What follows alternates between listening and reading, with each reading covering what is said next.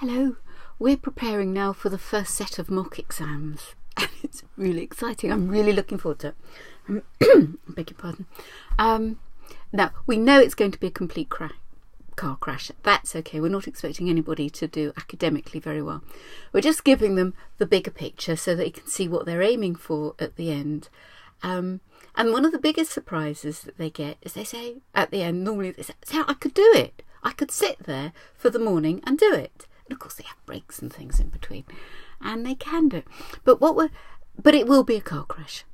Loads of children will get less than 25%. Who will go on to pass the exam? The marks at this stage are not indicative of what's coming. It's what they're finding out that they need to know. So let's have a look. We just need to kind of get that rubbish out of the way, as far away from the exam as possible, so that we can say, well, darling, you did get nervous on the first couple of exams, but you fixed that now, or you did leave your name off, but you've done that. So that's the kind of thing we just need to find out what we need to find out, really, and fix it. So let's see the kind of things we're going to get. The cheaters. There will be some that are doing very well at home, and that's because they're copying all the answers. And it takes a little while for that conversation it can be quite awkward there, but they do so well at home. And of course, children do better at home than they do with me. They do better with me than they do under exam conditions. Take that as read. I don't drive very well with my husband in the car. We don't. But there'll be those that are routinely getting over 95% because they're copying the answers.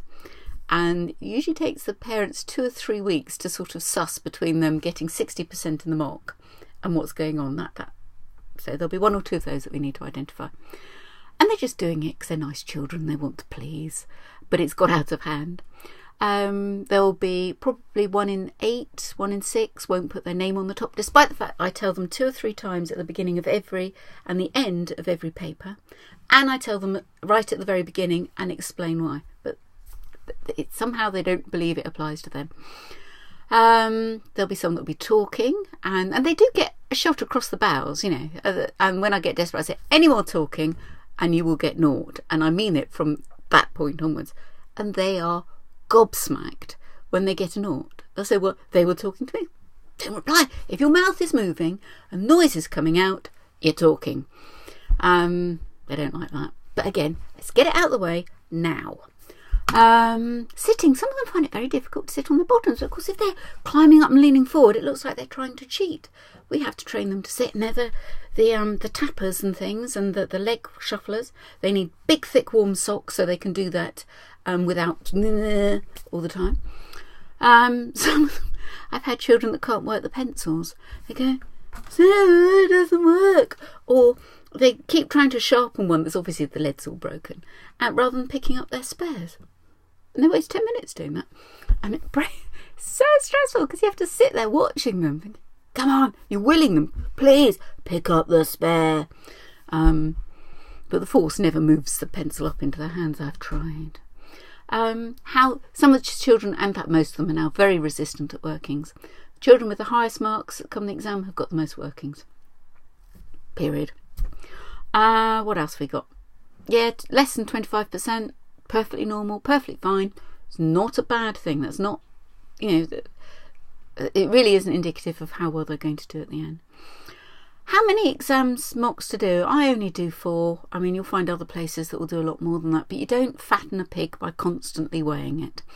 And we need to find out what we need to find out, fix it, and then in a couple of months or so, 3 months, see where we're at. Has it been fixed? Is it still a problem?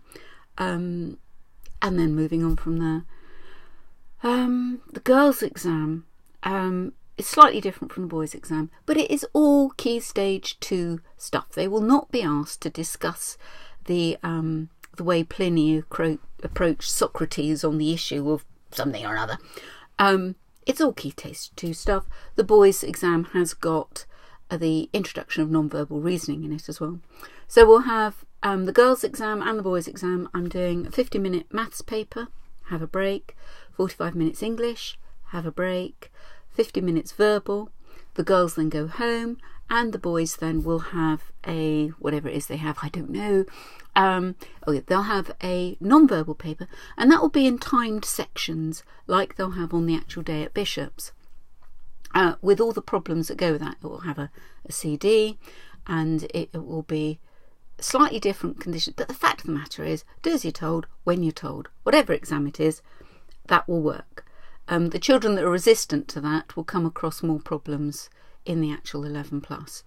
And that's what we're trying to sort out now. Just listen to the instructions. And it's just make sure that they've got the bigger picture. They know what they're heading for.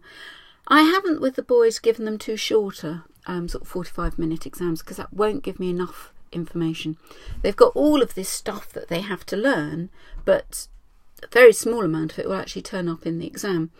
If by chance I've only tested them on a small range of the stuff and other stuff turns up, we won't have had that information. So we're covering the whole lot. And then we can go from there. There's no point in pulling our punches on this. Let's do it, and let's do it properly. And of all of the mock exams, I think this is the most important, because it now gives us umpteen months between now and the exam to sort out what needs sorting out. It gives us time to deal with it. So this is the one. On other issues, I've had a marketing lady tell me about what I should be doing with the website and the business. And that's been quite interesting. We need to have, we're always sort of doing stuff with the website, upgrading and things, but we need to do something. She reckons I should have some kind of mission statement at the top. And also I should have Facebook. I don't know what Facebook is. I'm the wrong generation for Facebook. I'm too old. Don't get it. Why don't just phone up somebody? We'll say hello in the street. But that's not the point. We've got to embrace this. And but there's one rule I've decided. We're not having the F word on the site anywhere. Do you know what the F word is? Fun.